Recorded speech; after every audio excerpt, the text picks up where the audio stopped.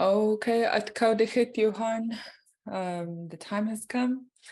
So welcome back to class. Kukaha disu duwasak yadis tleika kadeich yawachi. Welcome back. It's Kukaha dis, also known as November, and 22 days have passed this month. So since we're coming up on the holidays and this is a busy time for everybody, folks are traveling to be by their families and winding down from busy work weeks. We have a pretty low key and mellow class planned for you today. I have a few class announcements that I'll share, and so that you know what's coming. And then we'll open it up for questions and answers. And then we're going to have story time. So this will be like a fun day for you to enjoy. So for our class announcements, just a reminder that this Thursday, we will not have class since it's a holiday. So please enjoy your time with your families and come back to us next Tuesday, November 29th. That'll be our next class. Looking ahead, since we're winding down at the end of November, we just wanted to let you know what to expect. So in the next couple of weeks, we'll be wrapping up our dialogue for the Knock Knock dialogue. And then in December, that'll give us lots of time to focus on learning and practicing our self-introduction. So for now, we wanted to share that we'd like you to use the format for the self-introduction that we've taught you, even though it's pretty straightforward. It's your name in English and in Lingit or your native language, what clan you are, or your nationality and your mom's side, your dad's side, where you're from. If you could stick with that format for now, and then as our class gets more comfortable practicing the self-introduction, then we'll invite you to switch it up, expand it, include more information. For example, some folks like to share about their grandparents, or if you learn what house you're from, folks like to share their house and things like that. So that'll come kind of later.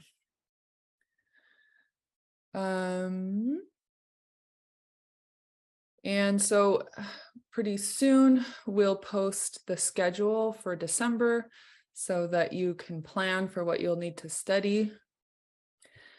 And then today is also an exciting day because the SHI lecture series has an event happening today. And so after story time, if there's time, we might end early so that folks can go take advantage. And in the meantime, I just want to share the links with you so you know where to go. So I'll post these in the chat, but if you want to know more about the lecture series, you can click this link.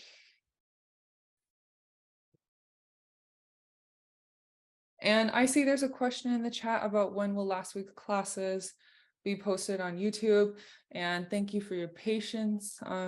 Usually it takes just a few days for Tlingit and Haida to edit them and format them and get them online.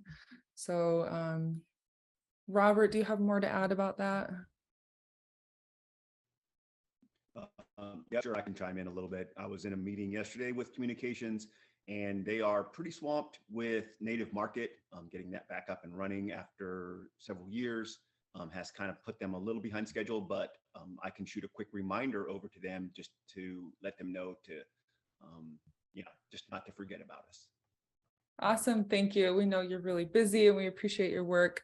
And we also appreciate that students are so on top of it with wanting to watch the recording. So Gunaftish all around.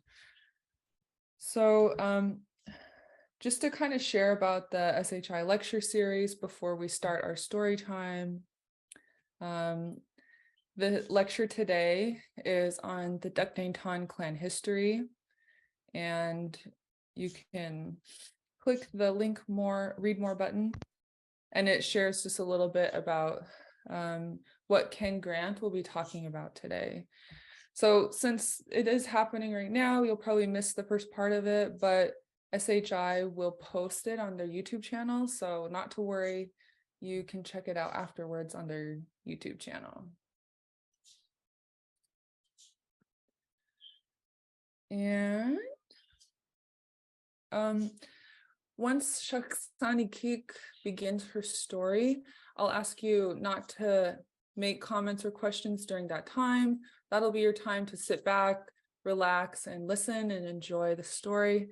But before we get started, we wanted to make space for you folks. So do you have any questions or comments for us so far? About stories. About stories, yeah.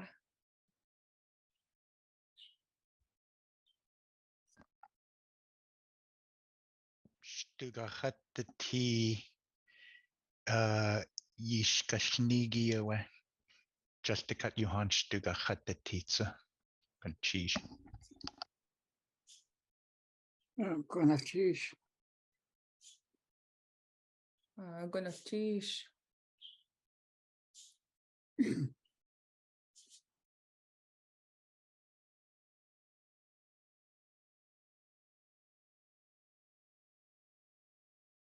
Okay, we have a question in the chat.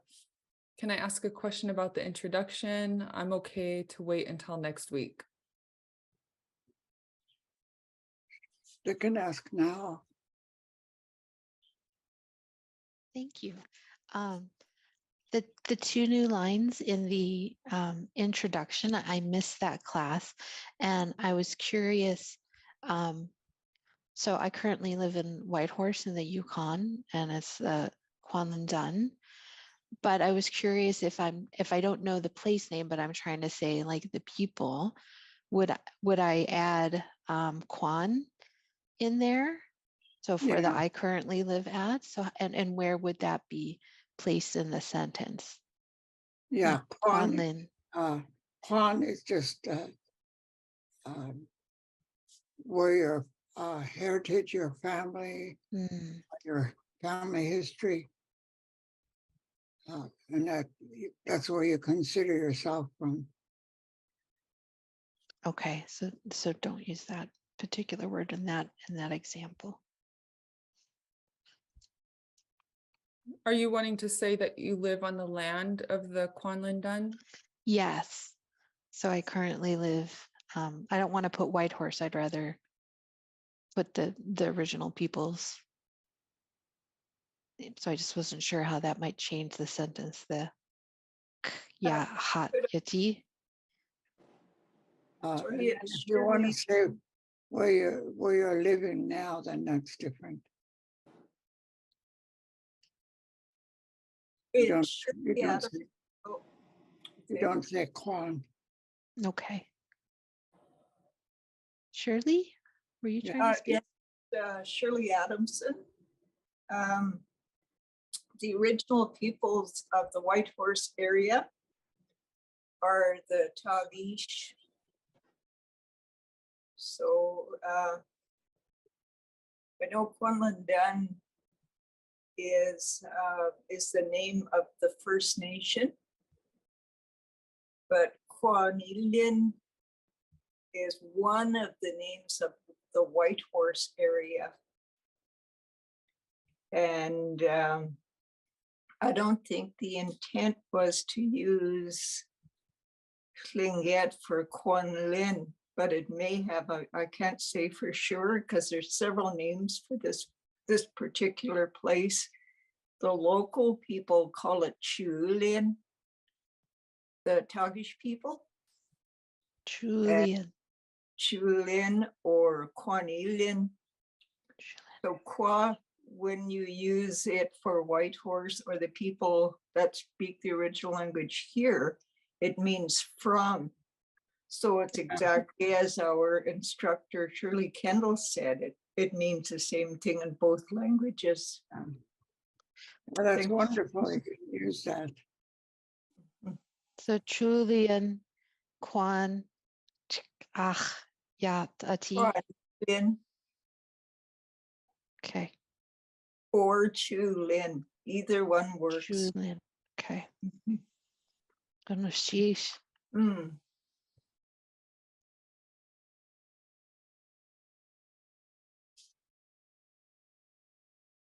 Yeah, what will clarify it is when you translate it for the listeners. Yeah, does that make sense to students?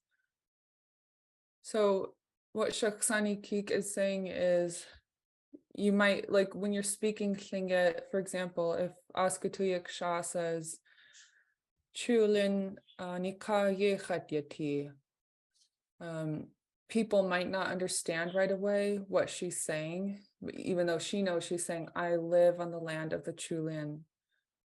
But when we'll clarify it is when she does her English translation afterwards. So then that's helpful for people because then they can make the connection. Oh, she's saying she lives on the land of the Chulin. Does that make sense? Yeah.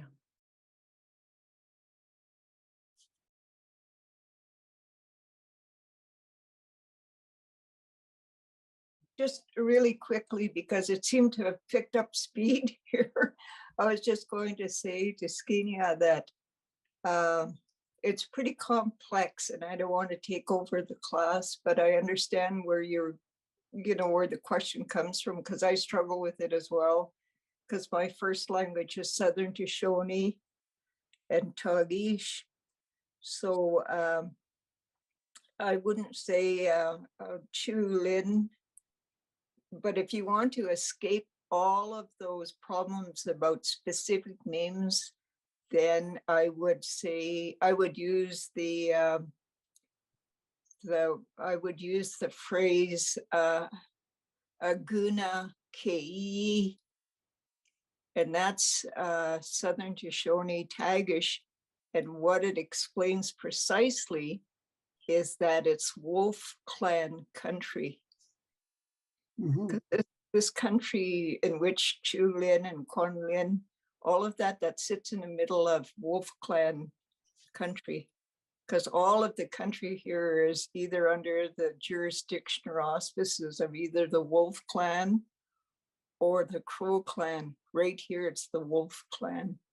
So Yeah. then you won't get caught up in all the complexities of narrowing it down to just the White Horse region. I That's hope that wonderful. helps. That's wonderful to be introduced to that. So that'll be good. Thank you. Sheesh. Thank you for letting me join you, because I'm here to learn and I love story time. So really looking forward to that.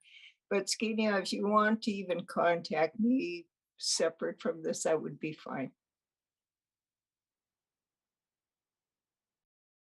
Okay.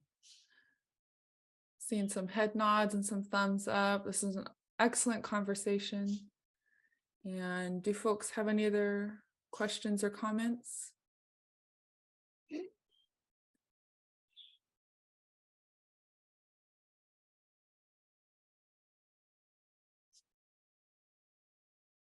If not, I think we might be ready for story time. Okay. Oral history is in it. Some people look down on it and say that they don't like it because it's not accurate as written history. But that was all anybody had before, whether they were native or not.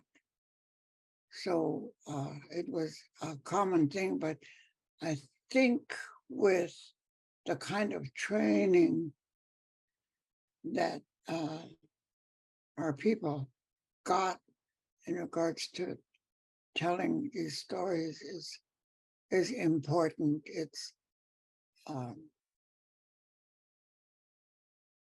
It's usually corrected if you get it wrong, but when you think about it, in oral history, when you think about Cinderella and the thousands of versions that they have on that, because that was an oral history. But I'd like to point out the fact that in the story about Cinderella, there are certain facts and characters that are always, whether it's told by the French or the Germans or English, America, or whoever, it's always the same. There has to be Cinderella and her sisters and her stepmother that mistreated her, and of course the prince and the fairy godmother. Things like that are always included in the story, regardless of how it was told. So I kind of believe that when you start looking at Lingit oral history, people criticize it because the same story is told by two different people in a different way. But I think for myself that it gives us variety and interest, and also the artistic addition of whatever information you wanted to give. So, so I don't get insulted anymore about the fact that people think it's not really good to have oral history because it's not accurate. That's not true at all. So the stories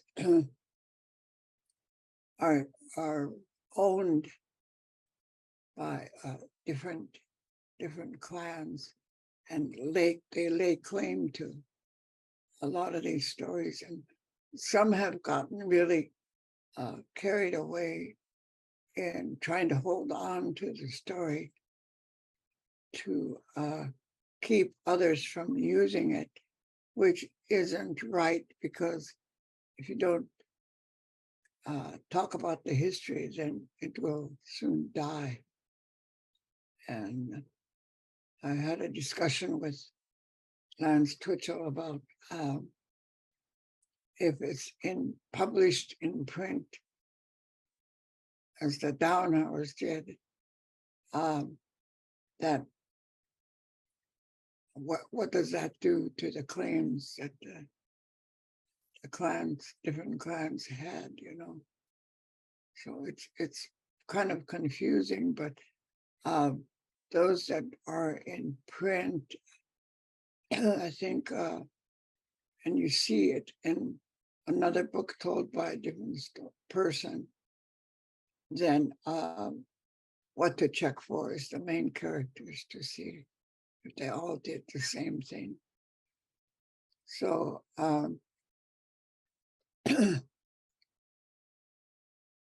the stories were told to the young people for a very specific reason, it does, I think, like three things. It teaches the history of our people. Also, it talks about the culture and the beliefs, and also to teach the young people about how to act and how to treat others. And that seems to be a real important part of the stories. So, and I'm kind of wondering if anybody has any comments or questions at this time about oral history. I have a question. This is Anna or Nilatoga, but if I, since I'm stepping into my teaching role, if I want to start sharing videos of elders speaking Tlingit, what kind of things do I need to share, or what kind of things do I need to do to be able to share other people's stories while still giving respect to the clan? Yeah. There's very few videos anymore um, about these stories, and usually it, more so in books, I think, and in videos and DVDs. But to give a background is always good as to why the people got together to do this particular story, or to tell about the people that are enacting the story. So it's, I think, important to make sure that there's a good background Okay. before we begin the story. Okay, big egg on the cheese. And I see we also have a hand raised by Shirley Adamson. Yes, I I really appreciate that question, and I certainly heard our instructor, Mrs. Kendall, moments ago talking about attributing information, and that's, I find myself having to do the same thing as a teacher. I use a lot of stories. I've heard stories from elders, my grandparents, my parents, my other elders from the Tagish Nation and the Southern Shoshone Nation. And many of the stories are the same from our coastal relatives all the way down, and to many of us in our our inland homes. And the only way that I was able to differentiate the two is, as Mrs. Kendall described, that you have to listen to the, to understand which is the main character of that story. For example, when we in the inland, the Southern Shoshone and Tagish people talk about how light came here, I've heard all from the coastal relatives that it was kept in a box. Inland, we talk about the old man who held all of the moon, the stars, and the sun inside his tent. And the same with how land was made here. Mrs. Sidney had always told me the coastal relatives version of it, of the otter and the crow. But I've heard elders tell me in the inland interpretation of it, it's the crow and the seagull. So the way that I was able to come to terms with it myself is I make sure when I share a story that I say it was Louis Smith that told me the story, or it was Mrs. Angela Sidney that told me the story. And to try to the best of my ability to say, this is from our coastal relatives, or this is from our Northern Shoshone relatives.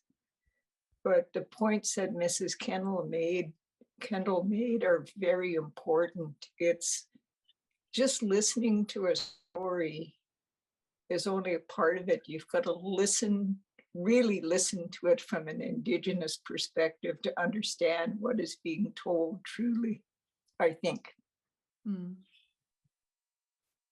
Yeah, that's right.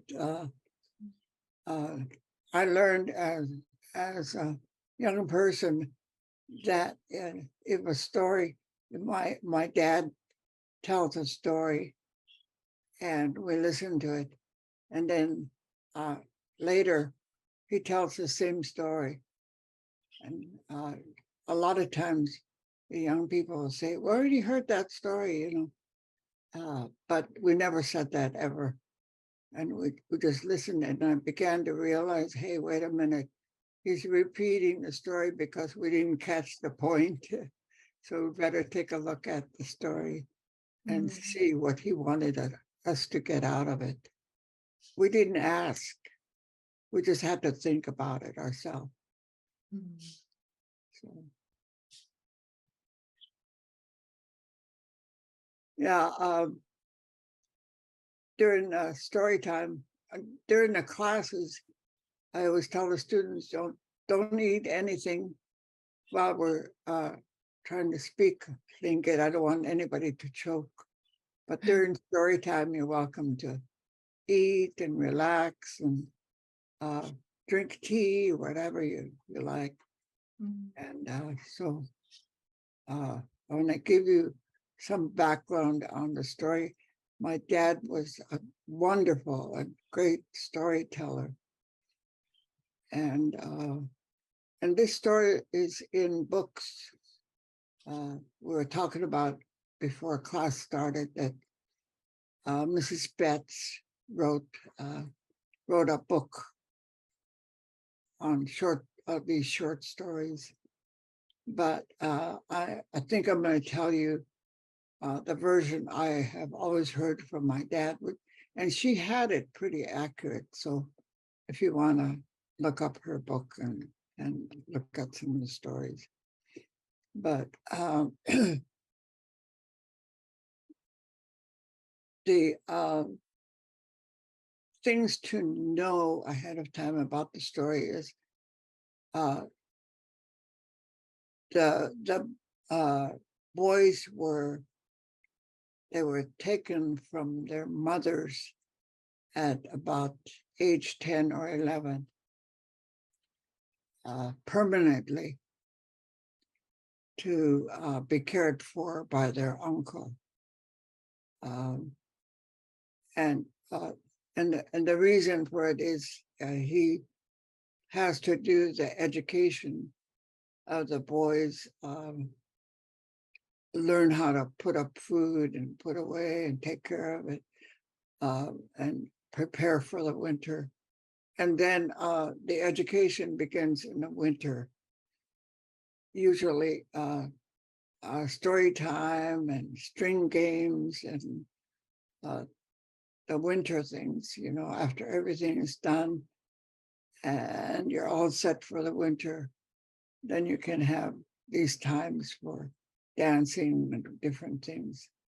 So the boys, when they're taken from their mother, it might be like two brothers that go to the uncle, and maybe the uncle had more than one sister, so he might have two or three boys to take care of and educate and raise, depending on how wealthy he is. And so that's an important part of this story. And he teaches, the uncle teaches the boys not only about the food gathering, but also about hunting and the importance of strengthening yourself. And I used to always say the houses that we used to live in were pretty drafty. They were big, and they all had only small fires to cook and keep them warm. So we had to get our bodies ready for the winter, for the cold, by jumping in the bay. Includes the women and children. But the boys the uncle used that as something very important for the boys to learn so they could build up their strength, physical strength. And so he was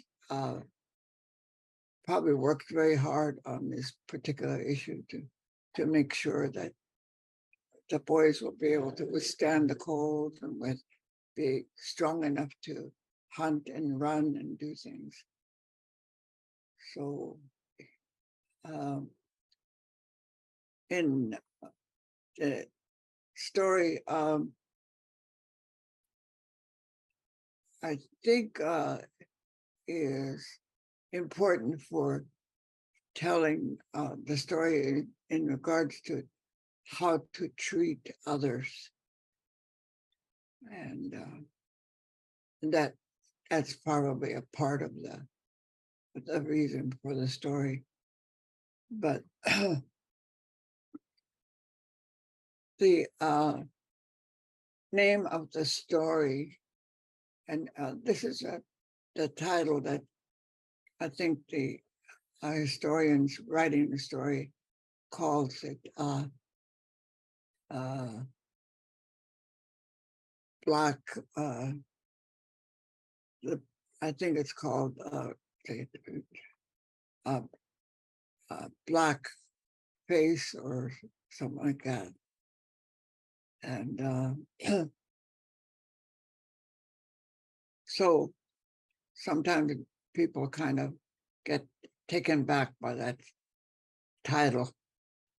But in this particular story, he has that name for the same reason that Cinderella is called Cinder, because of sleeping in the warm ashes. So anyway, the story about 3 boys living with their uncle, and the summer is done, and they put up the food for the winter, and now it's time to begin working harder on their strength. The women and children don't have to stay, but they usually go in to winterize their bodies, and but the men usually stay longer to build up their strength, and so they would get up. I guess when the raven crows, it's like the rooster waking people up in the morning. So by the time the raven crows that daylight is here, the boys would get up and go out to build up their strength, and their uncle would go with them. And one of the reasons in this particular story is because the uncle wanted the boys to hunt for Tom. What do they call it? Tom. Sea lion. Sorry, I always forget what they call it. But sea lions are monstrous in size. The male could weigh up to a ton, and he's the master of all the other sea lions. So in this story, that's what they were trying to get ready for. So the boys would get up when the raven sounded and go out. And as they go out by the fire, the other brother would be, the other boy, I don't know if they were all brothers, but he would be asleep by the warm fire. And the other boys didn't like it, and they used to kind of push him aside, and he's all curled up by the warm fire, and they would go out and work hard on their strengthening.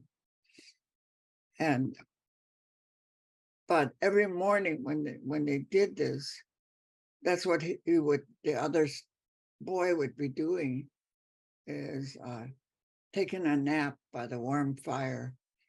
And the aunt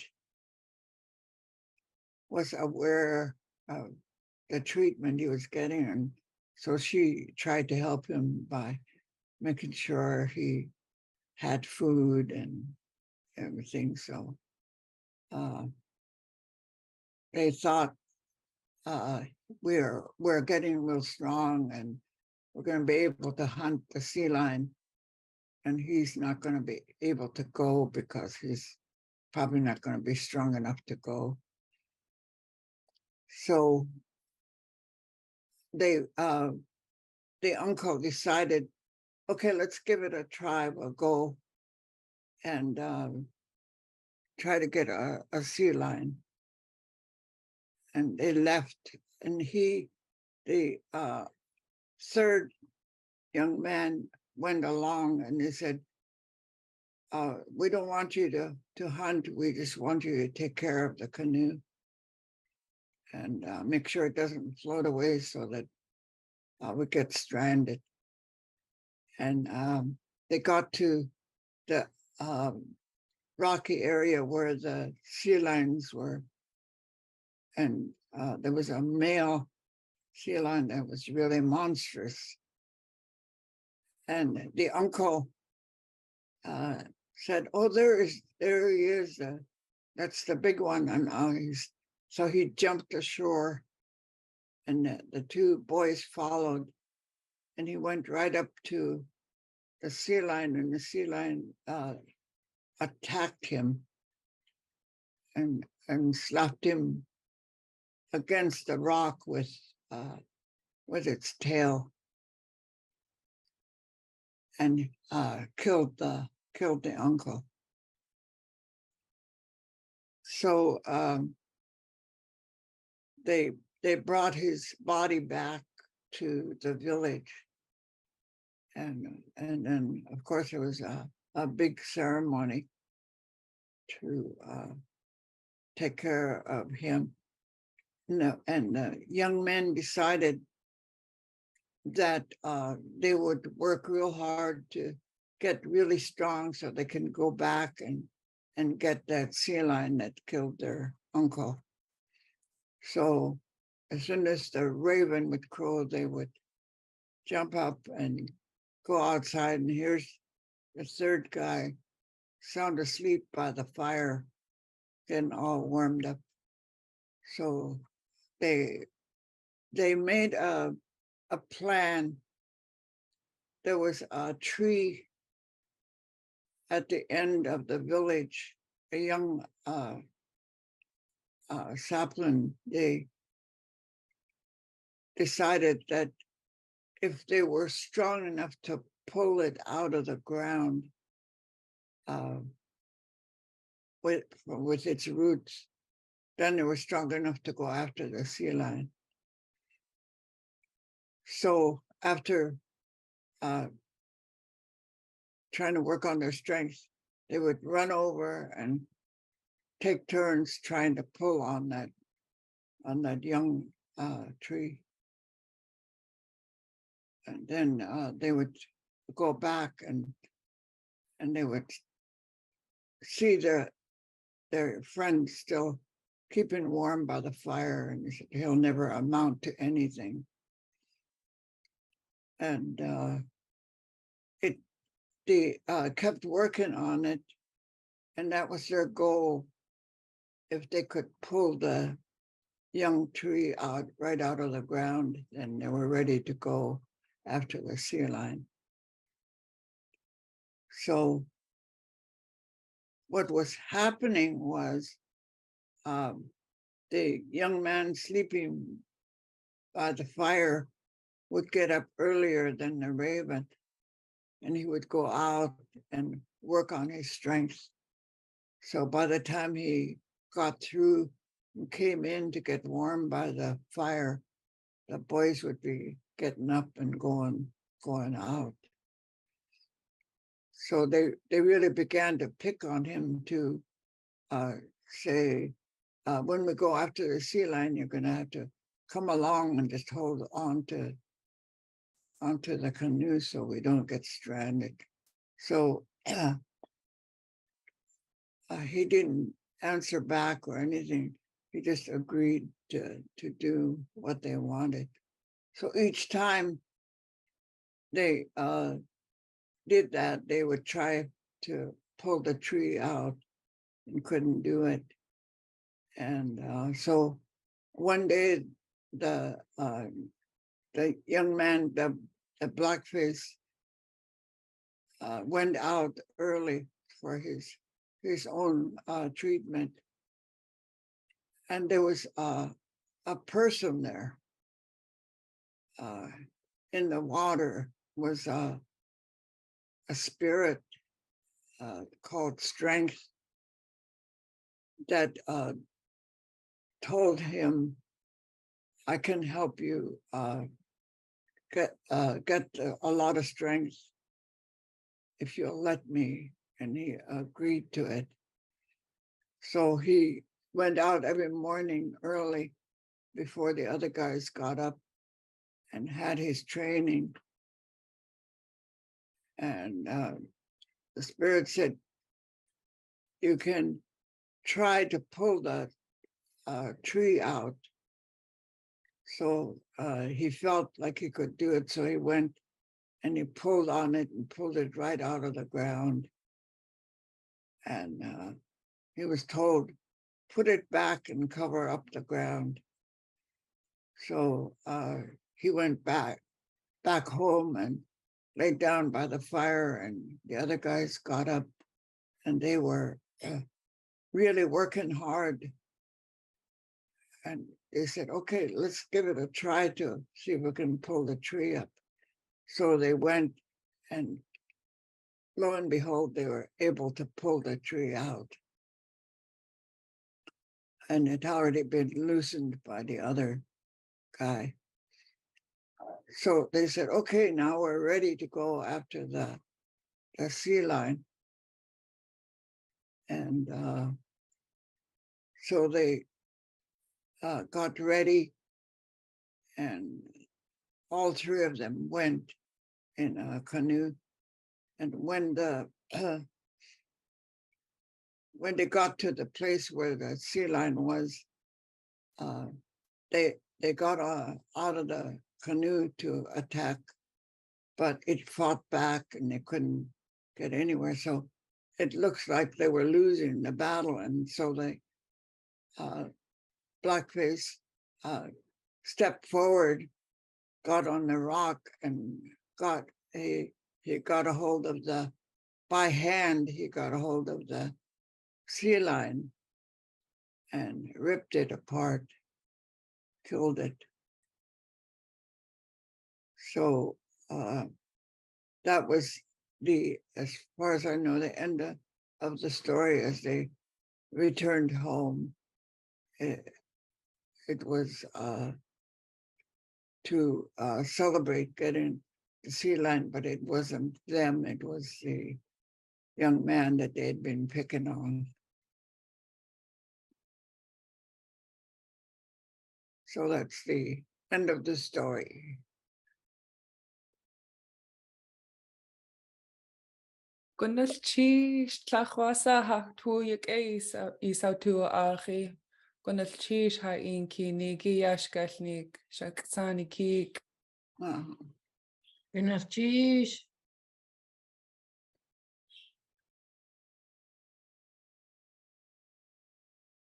Really awesome story.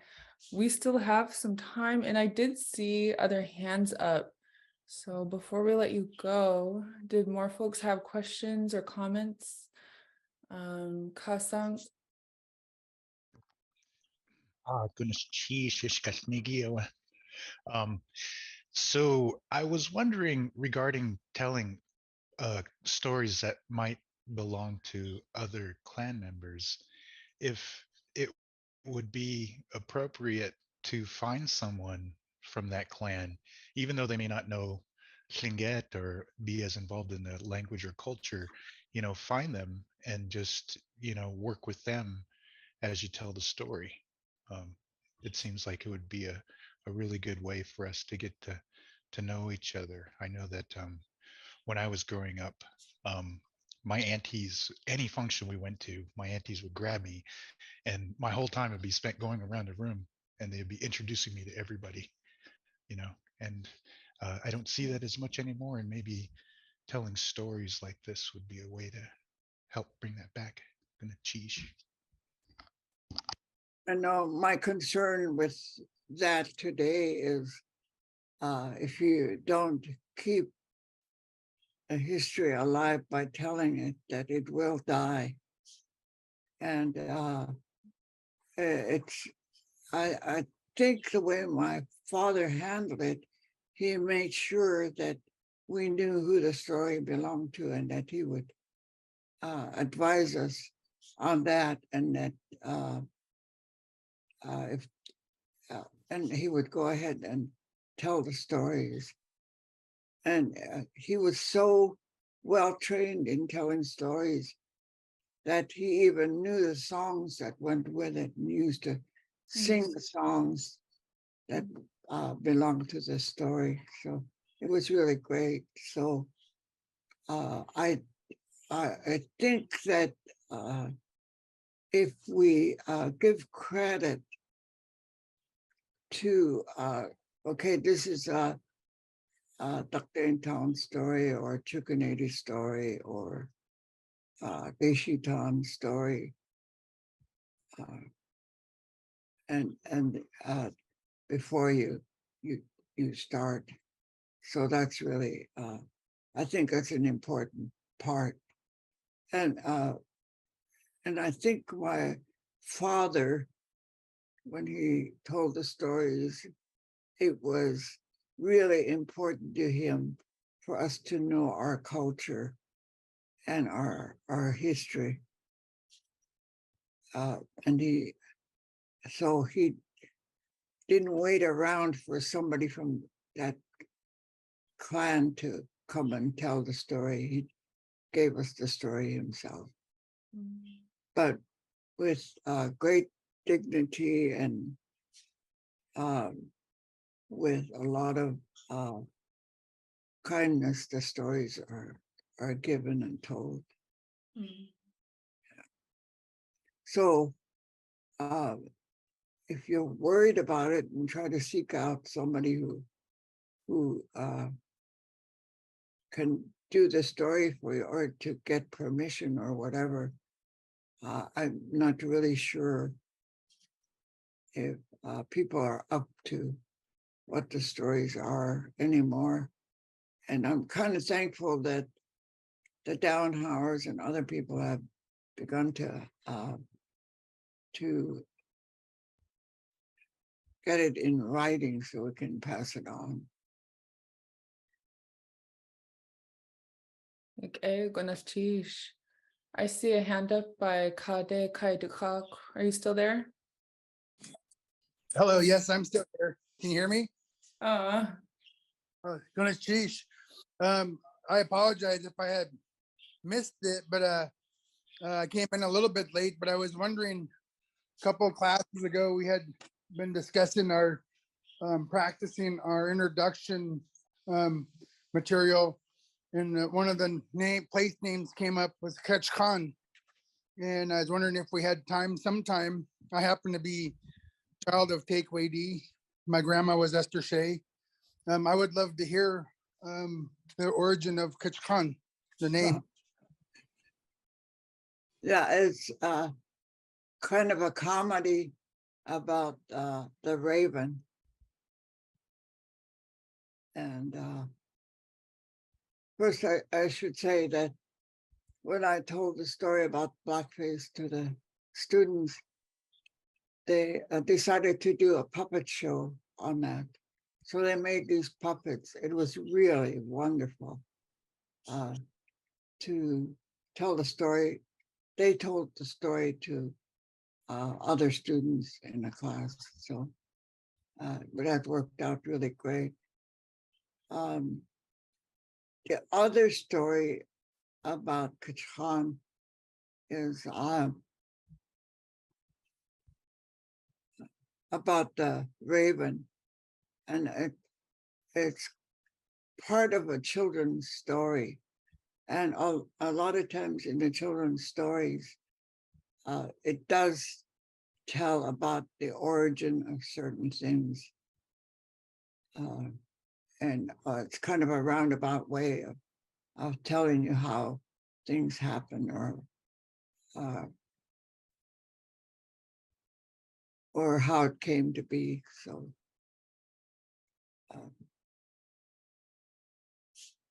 is there any other comments or questions on the story we heard? If we have time, I could tell the story about the raven. Okay, I do see one more hand up by Achtlek. Goodness, geez. I wanted to express my appreciation for respecting oral tradition and history. I spent a lot of time in the university with historiography. And for instance, the history of Alaska that Bancroft wrote, he collected stories from the bars. He wrote down everything he was told, whether it was true or not. But he was doing that in the 1880s. And so now he shows up in footnotes. I don't think that that's more reliable than a story that was carefully passed on. Yeah. So thank you for saying that, Shirley Kendall. Yeah. Okay, goodness, geez. Okay, we have a couple more hands up. Next one is by Sani. Goodness, Chief. I really enjoyed listening to the story. When I was growing up, we'd go and visit on the boat. We were on a 42-foot trawler, and we'd go to Huna and Angoon and Cake and Petersburg, and we'd always bring food, and then we'd sit and listen to the stories. And that's the memory that I got as Shirley was telling the story. In Huna, I would sit in like George Dalton, and there would be Johnny Fawcett and his singing and dancing, and you know, there was Eli Hanlon, and they were very articulate, and they put so much planning into it too. When they were going to a koik, they would come together and discuss certain elements. And I know it's easy to just come in and just tell a story like you're reading a book, and you can add all kinds of expressions. Depends on the audience, I'm sure, but they put so much detail, and they were so careful, and the pace was slow, and there was a rhythm in as they were helping one another tell the story. And so I just wanted to share that and say, goodness, Chiefs, thank you for reminding me. It was a good feeling that you conveyed. Goodness, Chiefs. Okay, goodness, geez. Okay, and a hand up by Yesh. No, hi, thank you for the story. Goodness, geez. Yeah, I just wanted to, I can't remember how old I was the first time I heard this story. My grandpa told, but yeah, I was going to his carving classes. And I can't remember how old I was, but yeah, this story, the strong man, the sea lion, that was the first totem pole I ever carved. So yeah, that story is just really brings back a lot of memories.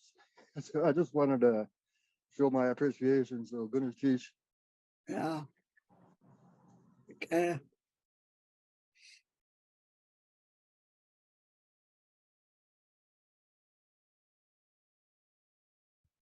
Lots of good questions, lots of well-deserved appreciation from our students for Sani Keek.